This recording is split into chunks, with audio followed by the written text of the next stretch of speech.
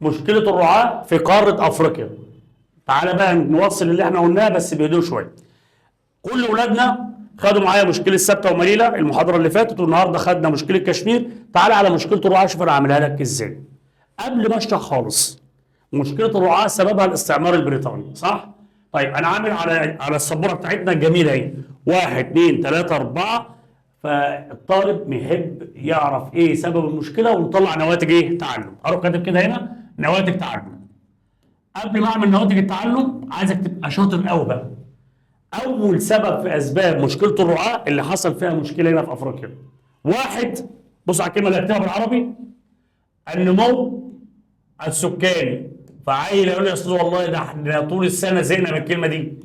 النمو السكاني، النمو السكاني يعني اسباب ديموغرافيه. هقول لك حاجه صغيره، انا هعمل حاجه دلوقتي على السبوره تخلي لو عيل في اولى ابتدائي يشرح الدرس ده. طب تعالى كده، ايه يا استاذ؟ اعتقد ان انتوا شايفين السبوره اهي. انا هعمل اللون الاحمر ده، اللون الاحمر ده قبائل رعويه. اللون الاحمر ده قبائل رعويه، عشان بس انا عايز الالوان تبقى باينه. اللون ده اللي هم المزارعين. طيب يبقى احنا كده عرفنا مين ده هنا قبائل رعويه ودول مزارعين. رحت عامل لون احمر لوحديه. معلش سوري، معلش اسف، عشان بس الكلام يبقى تمام. عايزين لون احمر لوحده.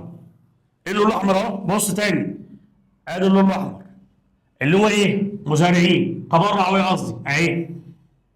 ثلاثه، بص، واحد جنب واحد، اتنين جنب اتنين، ثلاثه فاضيه، نيجي عند اربعه هنعمل لون احمر. درس لاولادنا حصريا على المنصه اهو. وادي المزارعين. يلا يا بابا كده بقى، عايزين نطبق مع بعض. تخيل اللي انت شايفه ده حاجه فوق الوصف. طب ازاي؟ هتقول الدرس ده هيجي فيه 3 درجات اتضمنوا. ايه السبب الرئيسي اللي خلى فيه صراع بين اللون الازرق واللون الاحمر؟ يبقى ايه السبب اللي خلى فيه صراع بين المزارعين والرعاة؟ اقرا الكلمه دي، النمو السكاني. صلى على النبي عليه الصلاه والسلام. يبقى حصل هنا نمو سكاني. اروح كاتب كده بهدوء خالص اهو، بهدوء خالص. ايه يا استاذ؟ نمو السكاني اهي. ايه النتيجه اللي حصلت؟ بص على السهم. بسبب النمو السكاني ادى ذلك الى، شوف السهم رايح فين. السهم رايح فين لفين؟ السهم طالع من المزارعين على الرعاة. يبقى الجماعه المزارعين حصل عندهم زياده سكانيه، فبداوا يتوسعوا، يخشوا، يتوسعوا، بداوا يدخلوا في القبائل الرعويه، فبدات الاراضي الرعويه دي تقل، بدات الاراضي الرعويه تتراجع. يبقى ده اول سبب. يبقى ده اول سبب، الصراع ما بين الرعاة والمزارعين. في حد قاعد قدام مش عارف السبب الاولاني؟ يبقى واحد، بسبب النمو السكاني ادى ذلك الى ايه يا استاذ؟ ان جماعه المزارعين اتجهوا الى الرعاة. طيب اتنين، الاستعمار البريطاني ساعة ما بدأ يرسم الحدود السياسية في إقليم السافانا، اللي على إيدك دي أو اللي قدامي دي قبيلة، فأنت هتروح كاتب كده، بص، رسم رسم رسم الحدود في إقليم السافانا. صلى على النبي عليه الصلاة والسلام. دي قبيلة رعوية، صح؟ أبوك، عمك، خالك، جدك، ستك، ابن خالك، البنت بتاعتك، كل دول قبيلة، صح؟ الاستعمار ساعة ما جه رسم الحدود المفروض يعمل حاجتين، لا يعمل خط كده لا يعمل خط كده. شوف الاستعمار عمل ايه. انا سامع الاجابه في البيوت، الاستعمار عمل كده. هل الاستعمار خلى القبيله كلها في دوله ولا قسم القبيله نصين؟ قسم القبيله نصين. ادى ذلك الى حدوث عدد من النزاعات في قاره افريقيا. يبقى رقم اثنين، رسم الحدود في اقليم السافانا لم يراعي. يبقى كده سبب واحد. سبب رقم اثنين، في حاجه صعبه. السبب رقم ثلاثه، خدته في التاريخ اعتقد ان اول درس، نظام الالتزام. حلوين احنا شويه في التاريخ. نظام الالتزام كان يتفرض على الفلاح المصري، صح؟ الفلاح المصري اخر ما زهق خلع هدوم وساب الارض وساب البيت وجري، قال لهم معيش فلوس. يبقى هل كان نظام الالتزام فيه حاله عداله ولا عدم وجود عداله؟ عدم وجود عداله. اقرا كده رقم ثلاثه اللي انا سايبها فاضيه، رحت عامل كده. فرض الضرائب، فرض الضرائب والرسوم. الاستعمار بدأ يفرض ضريبة ورسوم على القبائل الرعوية، فأدى ذلك إلى حدوث كارثة او ادى ذلك الى حدوث نزاعات. يبقى ده كام سبب؟ عندي 3 اسباب. النمو السكاني، خد بالك احنا ما دخلناش على نواتج التعلم، الكلام ده في الكتب، الكلام ده في كتاب الوزاره، في كتاب كل الكتب.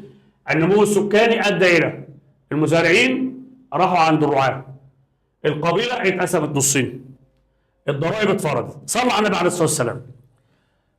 1970 و1980 المنطقه دي يا اولاد، طيب اللون الاحمر انا ممكن اخلي كل اللي قاعد في قاع المهندسين يجاوب، يبقى قبائل رعويه. ربنا سبحانه وتعالى ليه حكمه في اللي هقوله.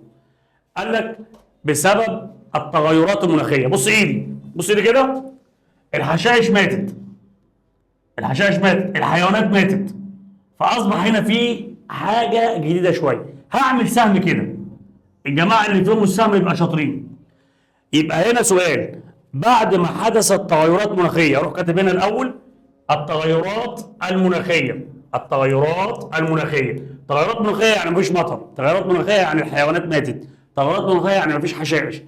فبدأ الجماعه الرعاه مش لاقيين حاجه ياكلوها، بدأوا يتحركوا الى المزارعين. ده الكلام ده واحنا قاعدين مع بعض على القهوه، قاعدين في الشارع. المستشار فكره اكتر من كده. نقول الكلام السهل الاول. ما هي اسباب حدوث مشكله الرعاه؟ السبب الاولاني هكتب هنا مزارعين، ده مزارعين، وهكتب هنا رعاة. يبقى السبب الاولاني حصل نمو سكاني خلى المزارعين هاجروا الى الارض الرعويه. طب هنا تغيرات مناخيه خلى الرعاة هاجروا الى المزارعين. في حاجه صعبه كده؟ طب تعالى على السبوره بقى، عايزين نشوف السبوره كده. لو انت شاطر، ايه الفرق بين الهجره الاولى اللي هي الهجره رقم الف والهجره رقم ب؟ ده اسمه اوجه الشبه. ايه اوجه الشبه بين الف وب؟ والله يا استاذ الاختلاف سهل، انما الشبه مش سهل. الاختلاف ان دي هجره بسبب النمو السكاني، ودي هجره بسبب التغيرات المناخيه. ده اختلاف، انا بقول شبه. هم الجماعه المزارعين ساعه ما راحوا الاراضي الرعويه رايحين عشان يزرعوا وياكلوا، صح؟ طب الجماعه الرعاة ساعه ما الحيوانات ماتت والحشائش ماتت راحوا عند الاراضي الزراعيه عشان ياكلوا. فانا هكتب كلمه كده خدناها في الدرس الثالث اللي هيتعاد لك تاني، اللي هي حاجه اسمها الامن الغذائي. الامن الغذائي. يبقى ايه الامن الغذائي؟ كلمه بين السطور وموضوع امتحان السنه دي. يبقى المزارعين راحوا هنا عشان ياكلوا، والرعاة راحوا هنا عشان ياكلوا، شبه. المزارعين راحوا هنا بسبب النمو السكاني، الرعاة راحوا هنا بسبب التغيرات المناخيه. يبقى في فرق بين الهجره رقم الف والهجره رقم ب. طيب الاستعمار عمل المشكله دي ومشي. واحد قاعد في البيت هو ووالدته ووالده، وواحده دخلت من قرايبه عملت فتنه في البيت ومشت. البيت قاعد يضرب في بعض بتاع ساعتين، ابوك في امك انت في ابوك، كله مع بعضيه. الاستعمار ساب المشكله ومشي. ايه المطلوب على قاره افريقيا؟ ان هي تقوم بايه؟ بتهدئه الوضع. فعملوا حاجه اسمها اتفاقيات رعويه. الخريطه قدامك واضحه زي الشمس. يعني ايه اتفاقيات رعويه؟ يعني ممكن نعمل اتفاقيات ان الرعاة يتحركوا. كلمه الرعاة يتحركوا يعني معاهم الاغنام والماعز والخرفان والجاموس، الجزارين بقى يتحركوا هنا او هناك. السبوره واضحه يعني. حدثت اتفاقيه بين موريتانيا والسنغال. بص على السهم، يبقى كده حصل اتفاقيه بين موريتانيا والسنغال. يبقى تم عقد اتفاقيات رعويه بين موريتانيا والسنغال. واحد يقول لي طب ما تافهه، شوف بس الاجابه. وحدثت اتفاقيه بين موريتانيا ومالي. يبقى تم عقد اتفاقيه بين موريتانيا والسنغال، وتم عقد اتفاقيه بين موريتانيا ومالي، وعلى اللي ماشي. حدثت اتفاقيه من دوله اسمها بوركينا لدوله النيجر، اهي، وعلى اللي ماشي. حدثت اتفاقيه بين دوله اسمها السعوديه ودوله اسمها اليمن. فممكن نقول اتفاقيات كده مع بعض. صلوا على النبي عليه الصلاه والسلام. ايه يا استاذ؟ بسبب المشكلات الرعويه تم عقد اتفاقيات لحركه الرعاة.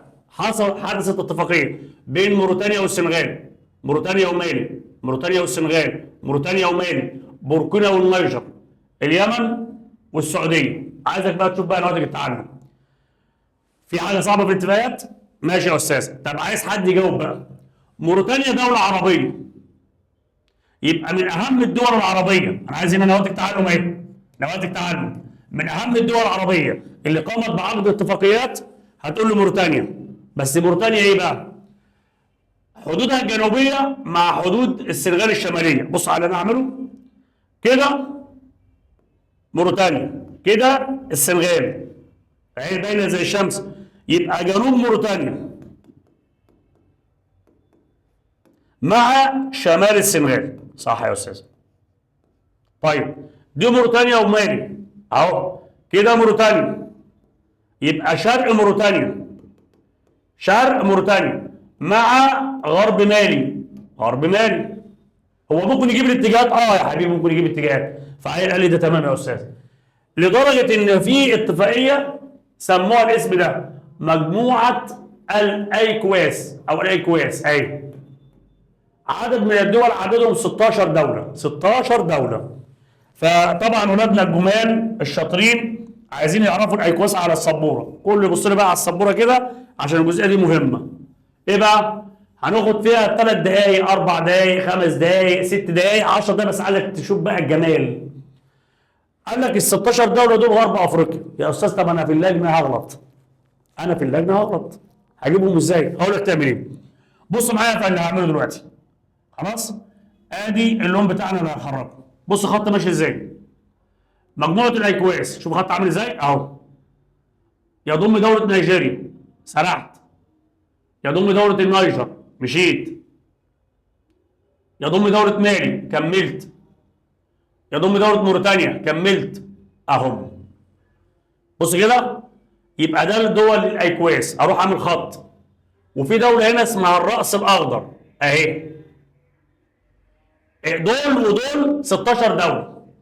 ايه بقى نظام الامتحان؟ هتقول لي يا استاذ والله، يبقى لو جه لك سؤال زي ده، من اهم الدول التي تنتمي الى الايكواس، النيجر صح، نيجيريا صح، بوركينا صح، بنين صح، توجو صح، غانا، ساحل العاج، ليبيريا، سيراليون، كل الدول اللي تحت الخط ده. فانت في اللجنه هتعمل الحركه دي بس.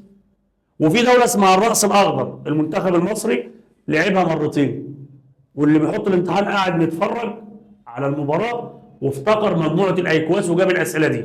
طلع لي بقى نواتج تعلم بقى من اللي انا قلته. يبقى نواتج التعلم اللي هقولها مرتبطه بالاتي. ايه يا استاذ؟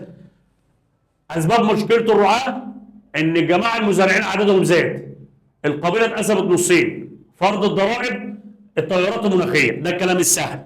تعال على الجزئيه دي. الدوله دي اسمها السودان. قال لك ان الاستعمار عمل مشكله في غرب السودان. بص لون مختلف. في غرب السودان الحته دي كان جميله قوي، الحته دي كان جميله بقى. غرب السودان اهي اهي.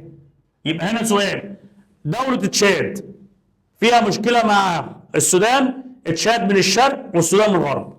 رحت مسح الخط ده وعايز بقى ايه الناس اللي قاعده تطلع لي نواتج تعامل. هسال سؤال، مين اقرب دوله ان هي تنضم الى مجموعه الايكواس؟ طبعا احنا قلنا الطريقه ازاي تذاكرها، والطريقه دي هتبقى على المنصه ثابته كل شويه تبص لها.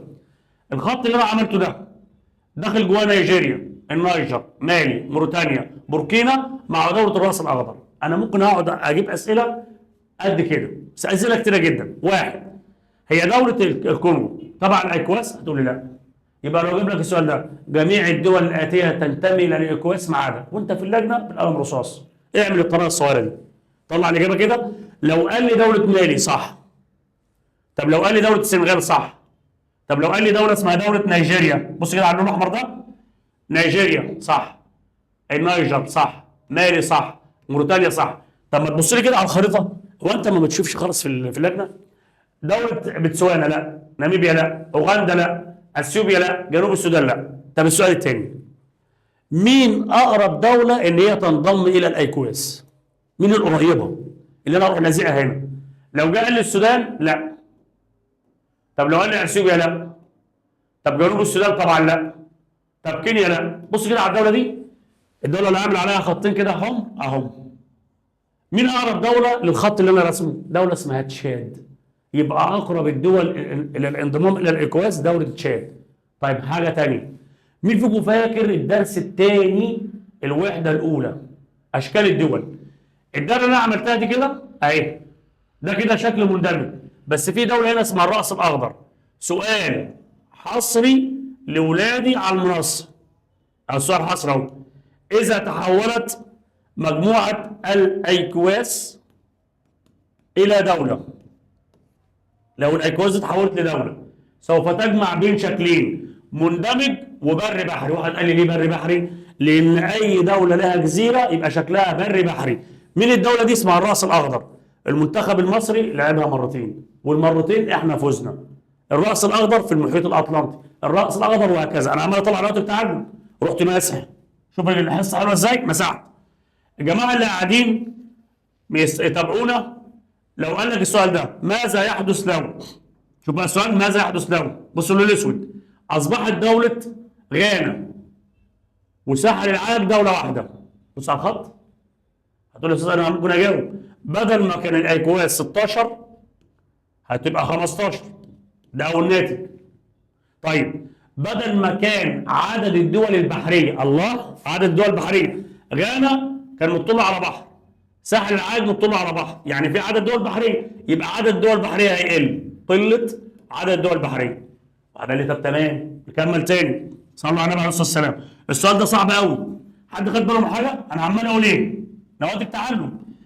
السؤال ده لو حد جاوب يبقى شاطر، يبقى عيلي أنا بقى، عيل أحمد رجب وعيل منصة ابتكار. هي الأيكواس 16 دولة صح؟ فيهم كام دولة حديثة؟ فيهم كام دولة حديثة؟ أما تيجي تحب تعمل الكلام ده خليك شاطر شوية. ظلل، هروح جاي عند نيجيريا، النيجر وظللت حديثة، بوركينا وظللت حديثة، مالي وظللت حديثة. بص كده أهو.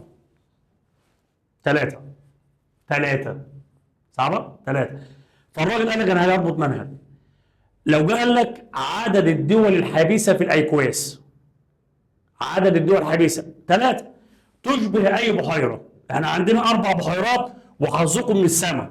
السبورة بين البحيرة. ده بحيرة فيكتوريا 1، بحيرة طنجانيقة 2، بحيرة ملاوي 3، بحيرة تشاد 4. فاكرين الجزء القديم؟ بحيرة تشاد ايه؟ 4. اتفضل اسألني يا أستاذنا. طيب ماشي يا أستاذ ايه المهندس حبيبنا واستاذ احمد راجل قال بحيره تشاد. هو لو قال الشكل انا بقول عدد الدول يا استاذ. تعالى كده معايا، انت اللي هتجاوب. البحيره رقم 1 اللي هي فيكتوريا 3 دول، يجي ورا 3. بحيره طنجانيقه 4 دول. بحيره ملاوي 3 دول. بحيره تشاد 4 دول.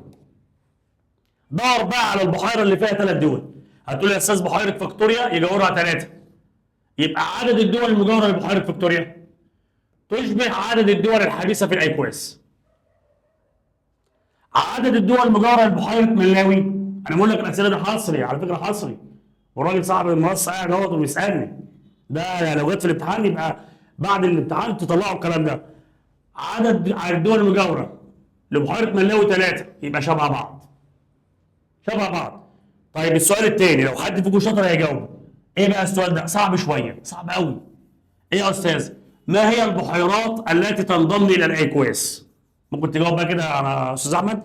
ده بحيره ملاوي تبع الايكواس.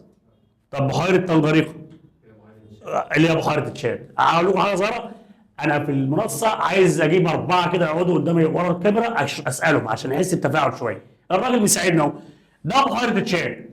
بحيره تشاد يجاورها تشاد اهي، دوله تشاد خارج اللعبه في اللون الاحمر اهو. بص ده بحيره تشاد. تشاد مش في الايكواس، ويجاورها الكاميرون مش في الايكواس.